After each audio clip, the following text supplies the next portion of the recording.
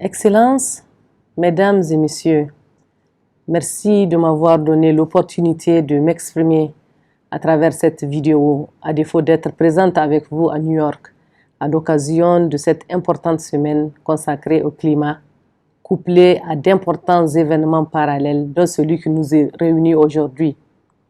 Ici au Niger, nos communautés luttent pour survivre, notamment face à la hausse des températures, des précipitations irrégulières, des inondations et de la désertification, pour ne citer que cela. C'est dire que nous n'avons plus le temps pour les mots.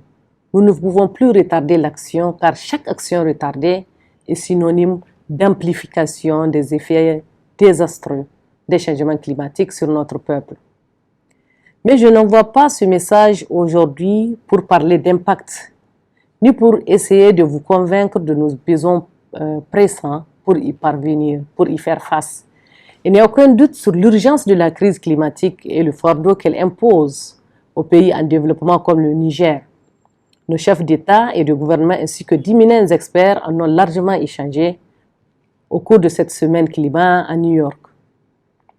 Je m'exprime ici non seulement en tant que ministre, mais aussi et surtout en tant qu'ambassadeur local, parce que nous pensons que cet événement est une étape importante sur le chemin de la COP27 en Égypte, à laquelle nous fondons de grands espoirs. La présidence de la COP27 a appelé à plusieurs reprises à passer à l'action, pas aux mots, à la mise en œuvre et pas aux promesses.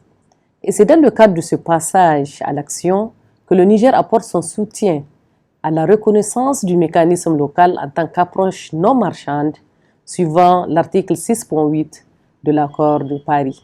Pour agir, pour produire des résultats, nous avons besoin d'un mécanisme éprouvé pour canaliser le financement climatique là où il est nécessaire, en particulier au niveau communautaire. Et à notre avis, local est ce mécanisme. Nous mettons en œuvre local au Niger depuis 6 ans avec 5 cycles d'investissement et j'ai pu apprécier par moi-même les résultats très satisfaisants auxquels il est parvenu. Pour notre part, nous sommes prêts à déployer local à l'échelle nationale, bien sûr selon la disponibilité de nos moyens et ressources propres et celle de nos partenaires techniques et financiers. De même, nous plaidons pour un élargissement du mécanisme local à d'autres pays pour canaliser davantage de fonds pour le climat. Je vous demande donc, éminents membres du panel et membres de l'auditoire, de continuer à travailler ensemble pour atteindre cet objectif. Ensemble, nous pouvons faire reconnaître le mécanisme local comme une approche non marchande existante. Nous pouvons améliorer l'accès au financement climatique et nous pouvons aussi fournir une adaptation percutante et durable aux impacts du changement climatique. Merci de votre attention.